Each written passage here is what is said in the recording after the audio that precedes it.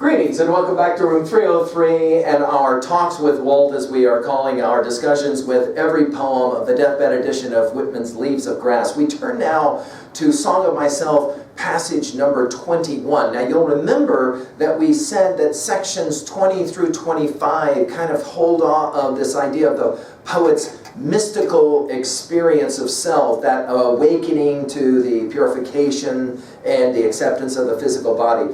I like to think of passage 21 as in some ways the new Declaration of Independence. You'll be reminded that we said that I believe the key lines of Song of Myself come from passage 4, both in and out of the game, and watching and wondering at it, I witness and wait. You'll also remember from our previous lecture that we said that one of the lines from Whitman's notebook is, I stand for the sunny point of view. Here, now in passage 21, we're going to witness this amazing kind of declaration of independence. Now, my hope is that you've been following our stuff at learnstrong.net.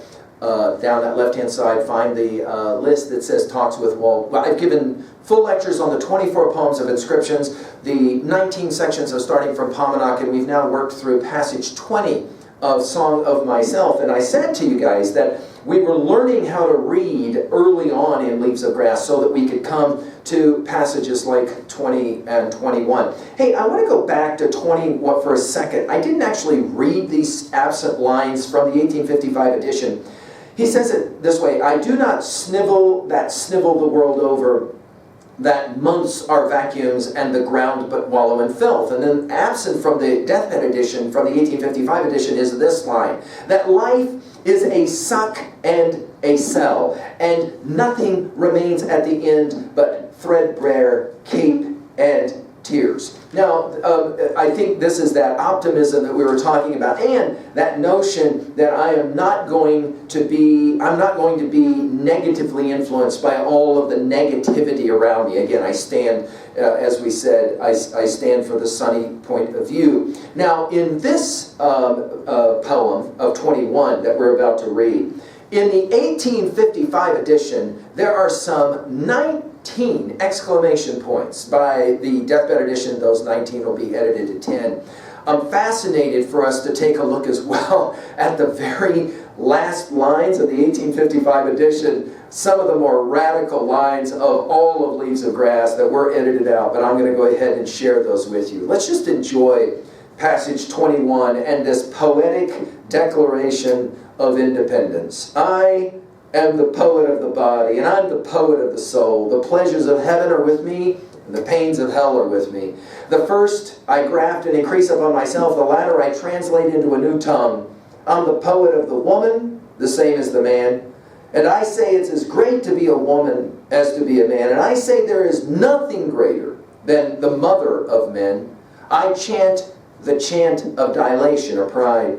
We have had ducking and deprecating about enough. I show that size is only development. Have you outstripped the rest? Are you the president? It is a trifle. They will more than arrive there, every one, and still pass on.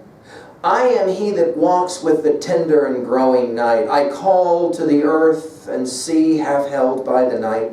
Press close bare-bosomed night, press close magnetic nourishing night, night of south winds, night of the large few stars, still nodding night, mad, naked summer night.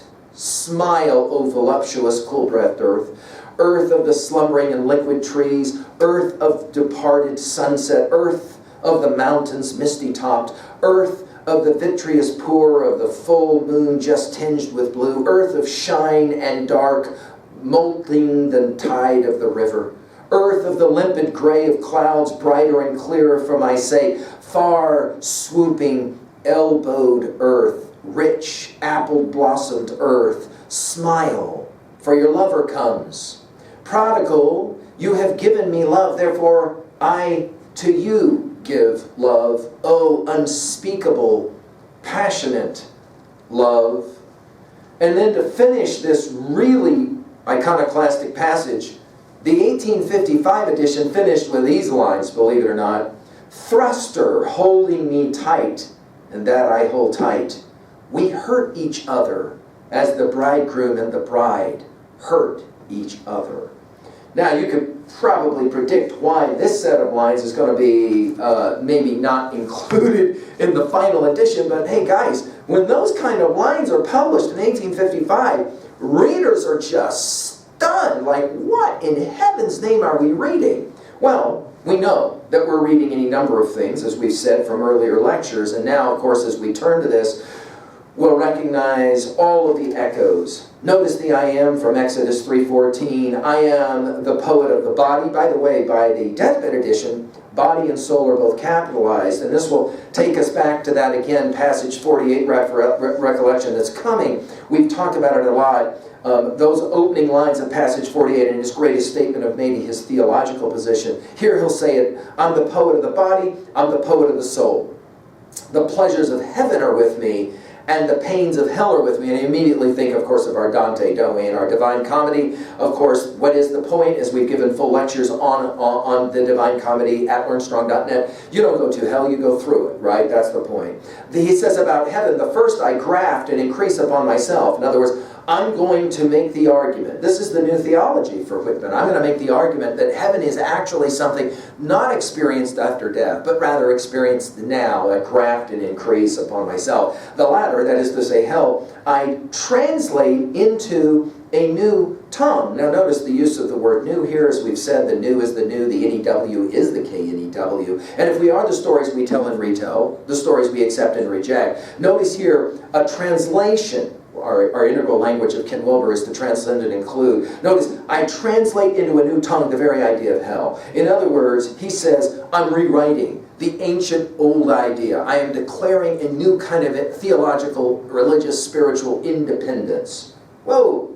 And notice we're only 3 lines in. I am the poet of the woman, the same as the man. Notice the juxtaposition and the bringing together, of course, of Adam and Eve. And I say, notice two I says. And I say it is as great to be a woman as to be a man. Now this is, of course, the Platonism that's radical and Republic in those important 3 waves, as we talk about it from Book 5 of Republic, and we've lectured that elsewhere. But notice here the word as. I say it is as great to be a woman as to be a man. Whoa!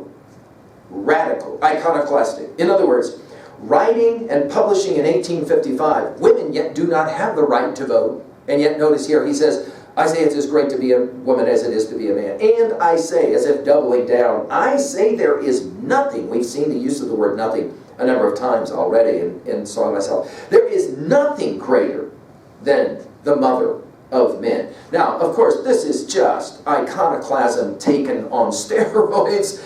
There are so many readers. Believe it or not, there are readers of Whitman's day that are more offended by those lines than anything sexually he's going to get to later, believe it or not. It's amazing. Then he comes back to singing and chanting. I chant the chant of dilation or pride. It's interesting, in the 55 edition, he wrote this line as I chant a new chant of dilation and pride, and he decided to remove the new, and he just simply went with I chant the chant of dilation or pride. That is to say, growing, expanding. And notice the use of the word pride here. In other words, I will not be ashamed. Back to the Genesis 3 story. I will not be ashamed. And then he uses this proverbial we, which is again this, I really do believe that consciously or unconsciously, there's a whole lot of Thomas Jefferson sitting there in his mind. It's fascinating to study Whitman, the person, and his life. And his brothers were all named after important American personages. And of course, Tom Jefferson was one of those. And notice here, we, of course, we hold these truths to be self-evident, is the line from Jefferson's declaration. We have had ducking and deprecating about enough. Enough. So notice the language of the Declaration of Independence. I mean, we've given full lectures on that amazing document, and I've argued in that document why you have to understand that document to understand what it is to be an American. And to that degree, I think you have to understand this passage to understand what it means to be an American as well. Whitman is going to say, you know what? We've had enough of it. Enough ducking, enough deprecating. In other words, enough bowing, enough genuflecting. Earlier it was in the passage 20, why should I pray? Here it's enough ducking, enough deprecating. I show that size is only development. Darwinian idea again. He's so enthused by this idea of the evolution as it's coming, right?